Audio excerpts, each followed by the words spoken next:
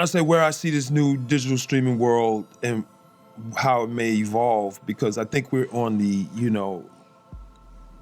as you said, the paradigm has shifted, or is shifting actually. It hasn't quite shifted all the way. But I think that with regard to streaming, it's good and bad. It's mostly bad. And the reason why it's mostly bad is because it opens the floodgate up and nobody wants anything but the cream. You see a barrel of milk, that much cream at the top. The rest of it is milk. And that might end up the case with all of the, fledgling filmmakers, directors, Vine stars and stuff like that. It's kind of good and bad. It's bad for stars too, because the model of the star, not necessary anymore. So what we're gonna see happen is the box office will be because of it's Star Wars, it's Creed, not the people in it, which is good and bad also. I don't think you need to have the star system dominate film and television. But it won't be talent that makes it happen either. It will just be the availability of technology that'll allow people to have their 15 minutes and their 2 cents. And it won't be necessarily the cream. There's gonna be a lot more of the stock, the general stock of things you can ignore. As far as with music, it's mainly great because you can make it all in-house yourself and put it out tomorrow. If you ain't lazy enough, the whole world's gonna pull a chance. So that's the model, the cool kid model, the chance model, where you can be independent and get backed by a corporate entity and not even care if you sell a record, and still get popular so you go and do concerts. So that model that the cool kids used back in the days from Mikey and Chuck kind of was like it was early in the blueprint of the streaming world, because YouTube was not very fertile at the time. Nobody was really understanding how to utilize it, monetize it. And they were first cats to really do everything on their own. And ironically, Chicago. And then the second time, history repeats itself. So Chance is a dope individual who really is winning from that model the most, because he was courageous enough to stick with his guns, and it started happening for him.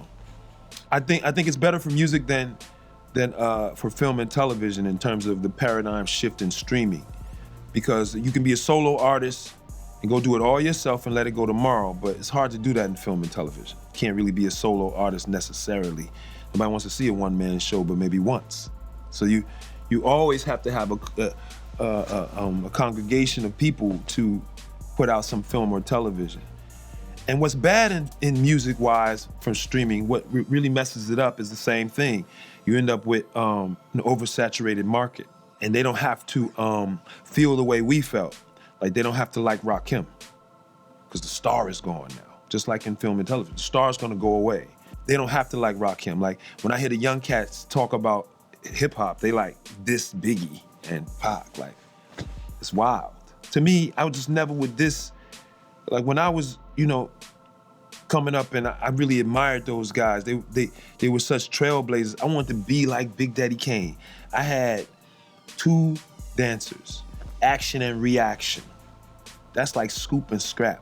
And I totally bit his entire dance routine, where you did grab my foot, jumped over it, went to the split, the other dude pulled me up. Like, whole stage show was literally Big Daddy Kane.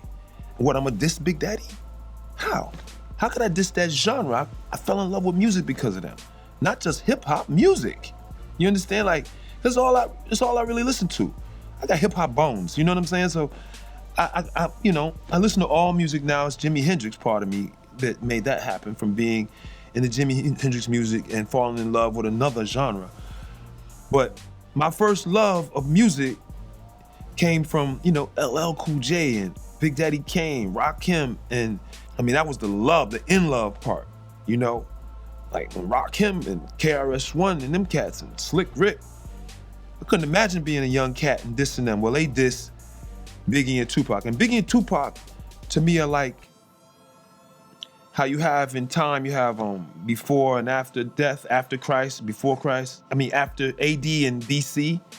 They're like that. They're a time marker for hip hop because there's a pre-Biggie and Tupac that's totally different. And so people don't have to listen to anybody before Biggie and Tupac.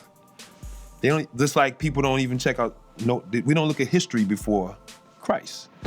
So we don't look at history before Christ. Like black people do when we talk about Kemet and going into, Egypt and things of that nature. But for the most part, so that's what they are. They're just a marker. And young cats like the younger rappers, with the exception of, I would even put Drake in there. Drake is the exception, but he's pretty young.